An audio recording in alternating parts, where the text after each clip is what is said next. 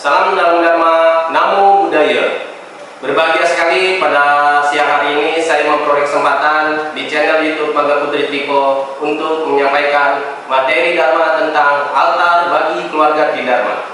Bapak Ibu saudara-saudari Dharma yang berbahagia, berbicara altar saya yakin Bapak Ibu mengetahui dan banyak kita lihat saat kita melakukan puja bakti khususnya di wihara kita. Bapak Ibu sekalian, jauh sebelum Samkau itu berdiri 1932, orang tua kita, leluhur kita sudah mengenal yang namanya altar leluhur, atau yang kita kenal dalam keseharian boleh dibilang meja abu. Ibu bapak sekalian, keberadaan meja abu ini atau altar leluhur ini seringkali kita lakukan dalam melakukan persembayangan. Untuk apa?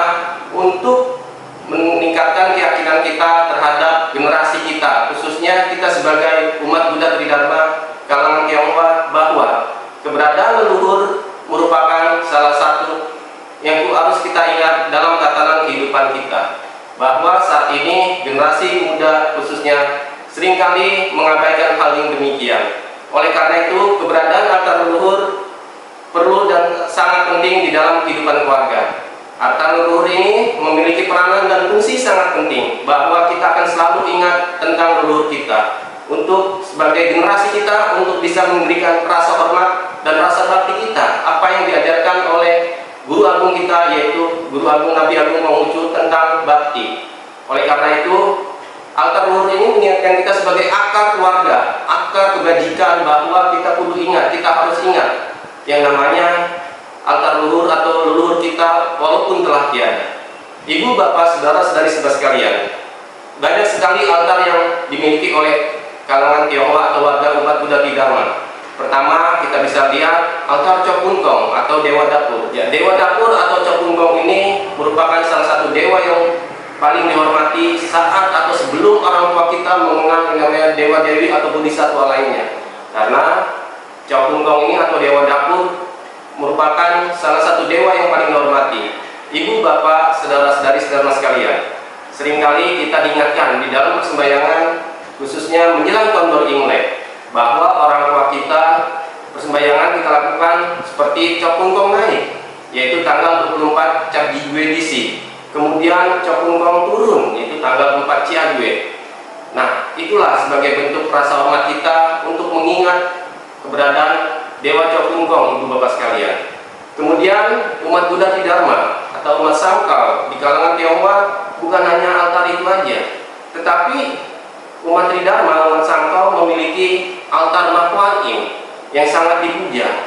Bahkan di wihara maupun di kelenteng altar Ma Kuan Im ada, ibu bapak sekalian. Nah, kita pun diingatkan kembali dalam setahun untuk persembahyangannya, yaitu hari lahir Ma Kuan Im di tanggal 19 Cap Jigwe Cakau.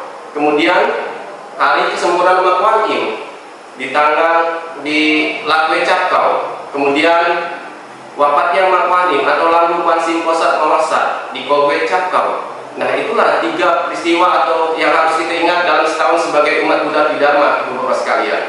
Bapak ibu yang berbahagia, tauladan yang diambil dari Ma Kuan Im, kita sebagai umat Buddha Tridharma khususnya, kita diingatkan dengan ajaran yang welas asih ya terhadap makhluk dimanapun berada yang sedang menderita. Ma Kuan Im akan menolongnya. Maka kadang kita bisa lihat Ma Kuan Im digambarkan dengan simbol 1000 tangan, ibu bapak sekalian. Artinya apa?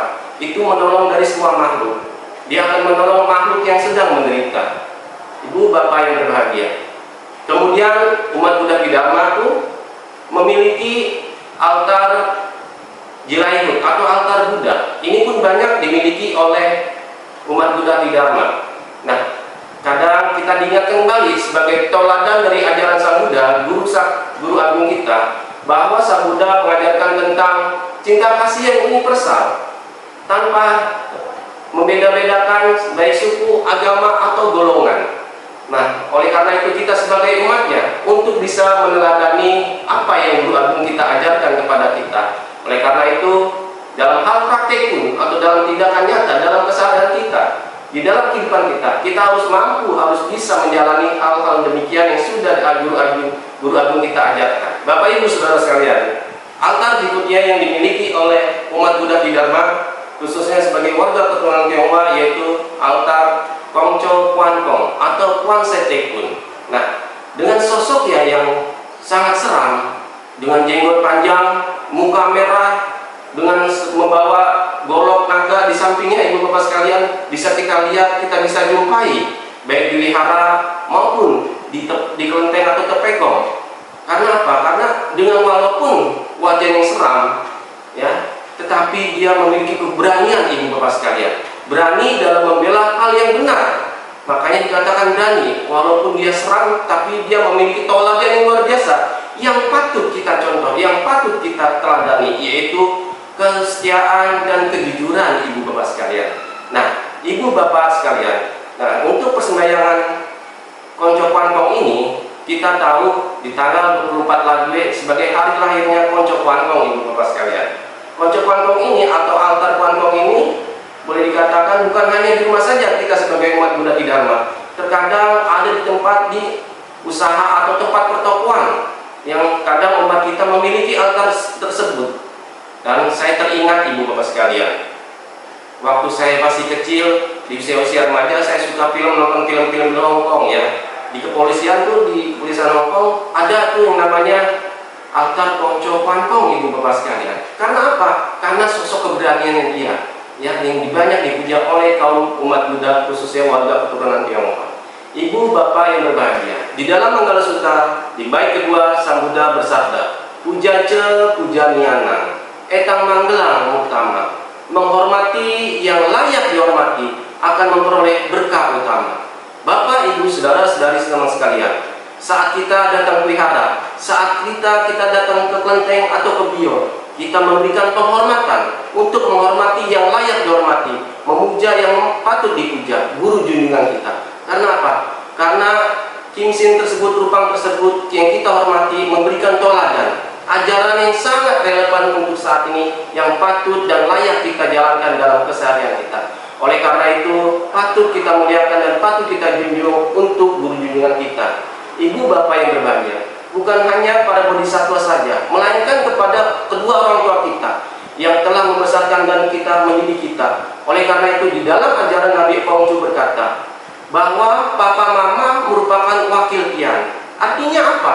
Keberadaan orang tua kita, papa mama kita, kedudukannya sejajar, ibu bapak sekalian, lebih tinggi, lebih mulia, karena telah mendidik, membesarkan kita untuk menjadi yang berguna. Di dalam sutta, Sang Buddha katakan bahwa papa mama kita merupakan Brahma, ibu bapak sekalian, Brahma yang hidup, dewa yang hidup di rumah. Oleh karena itu, kita harus memberikan penghormatan kepada orang tua kita. Karena apa? Karena dia telah melahirkan kita, dia membesarkan kita, mendidik kita untuk menjadi manusia yang berguna. Bapak ibu yang berbahagia, terkadang kita bisa melihat untuk saat ini, kenapa seseorang enggan untuk memiliki sebuah altar pribadi, altar keluarga di rumahnya, ibu bapak sekalian. Ada beberapa alasan seseorang enggan atau tidak siap untuk memiliki sebuah altar.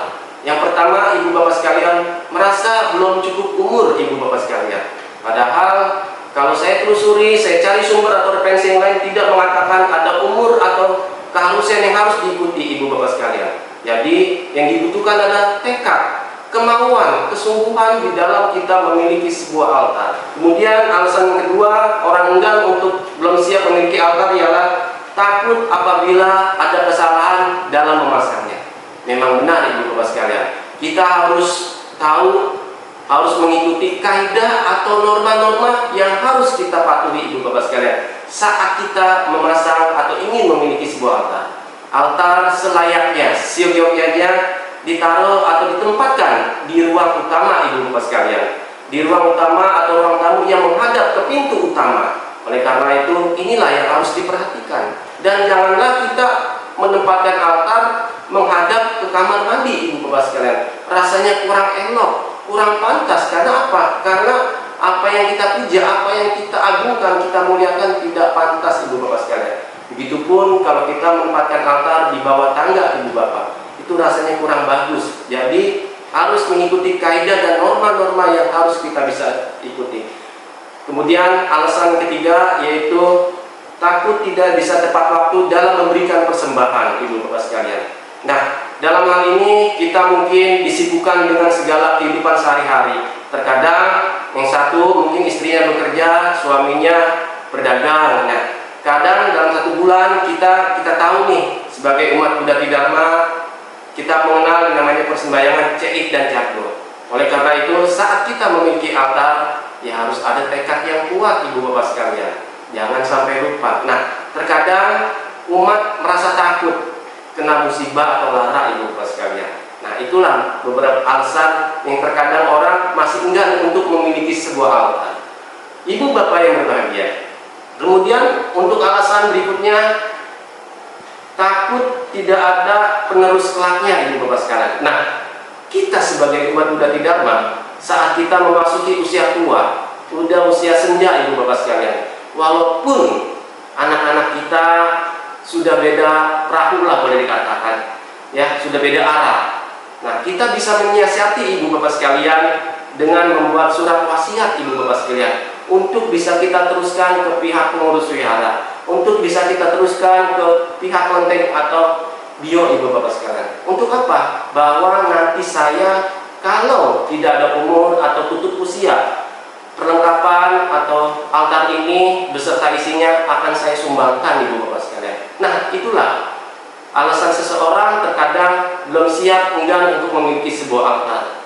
Ibu bapak yang berbahagia, oleh karena itu kita sebagai umat Buddha Dharma, umat santau yang sudah mengerti akan Dharma, bahwa saat kita memiliki altar, terkadang kita mendengar rasa takut demikian yang tadi saya ulas di atas. Oleh karena itu merupakan yang sering kita dengar di luar, ibu bapak sekalian, bahwa kita mesti tahu dan mengerti yang namanya Shinbei, yang namanya Bodhisattva, para posat atau para pengco lainnya tidak akan memberikan atau musibah terhadap diri kita, ibu bapak sekalian.